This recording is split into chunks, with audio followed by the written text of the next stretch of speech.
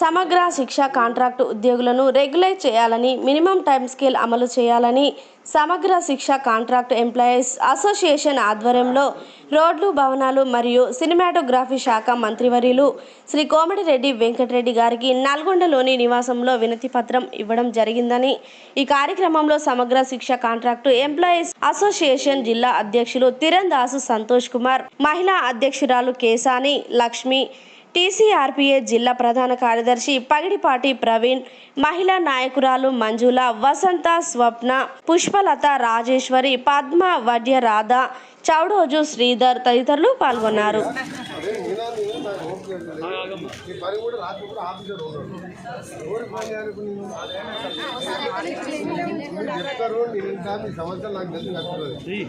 శాఖ సినిమాటోగ్రఫీ మంత్రివర్యులు శ్రీ కోమటిరెడ్డి వెంకటరెడ్డి గారు ఇచ్చేసి ఆ రోజు సమగ్ర శిక్ష కాంట్రాక్టు ఉద్యోగులను కాంగ్రెస్ ప్రభుత్వం రాగానే రెగ్యులర్ చేస్తామని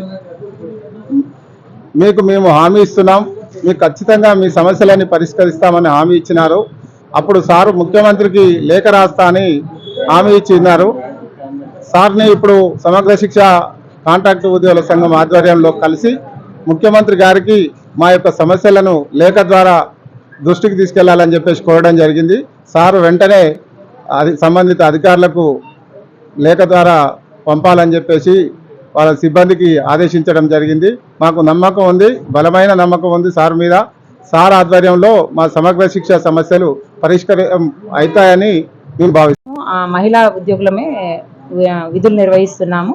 అయినా కూడా మనకు చాలా తక్కువ వేతనంతో మేము ఈ గత 20 సంవత్సరాల నుండి కూడా కాంట్రాక్ట్లో వర్క్ చేస్తున్నాము. అయితే మా సేవలకు ఎక్కువ మందికి అందించే విధంగానే విద్యారంగంలో మేము మాదంటూ మంచి స్థానాన్ని ఏర్పరిచాము. అక్కడ విద్యార్థులందరినీ కూడా ఎక్కువ మొత్తంలో ఉత్తీర్ణులను చేసి బయటికి పంపిస్తున్నాం. వాళ్ళ బాలికల విద్యలో సాధికారత సాధించడంలో చాలా కృషి చేస్తున్నాం. ఆ కృషిని గుర్తించమని మేము ఈ 20 సంవత్సరాల నుంచి 10 సంవత్సరాల నుంచి గత 10 సంవత్సరాల నుంచి మన తెలంగాణ వచ్చిన దగ్గర నుండి కోరడం జరుగుతుంది. కానీ ప్రభుత్వం మాట ఇచ్చింది ముందుగా ఇది ఏర్పడేటప్పుడు, అయినా కూడా ఆ ప్రభుత్వం అంతగా మాకు పట్టించుకోలేదు. విద్యా వ్యవస్థలో మమ్మల్ని సెకండరీగానే చూసింది. కానీ మేము గత సంవత్సరం ఎన్నికలకు ముందుగా జరిగిన మా నిరాహార దీక్షల సమ్మెలో భాగంగా మన మంత్రివర్యులు కోమటిరెడ్డి వెంకటరెడ్డి గారు మా దగ్గరికి వచ్చి మీకు తప్పకుండా మేము మా ప్రభుత్వం రాగానే మీకు పర్మనెంట్ చేస్తాము, క్రమబద్ధీకరించి మీ వేతనాలను పెంచే దిశగా మేము పనిచేస్తాము, వెంటనే మీరేమీ బాధపడకండి అని చెప్పి మాకు ఎంతో ఓదార్పునిచ్చి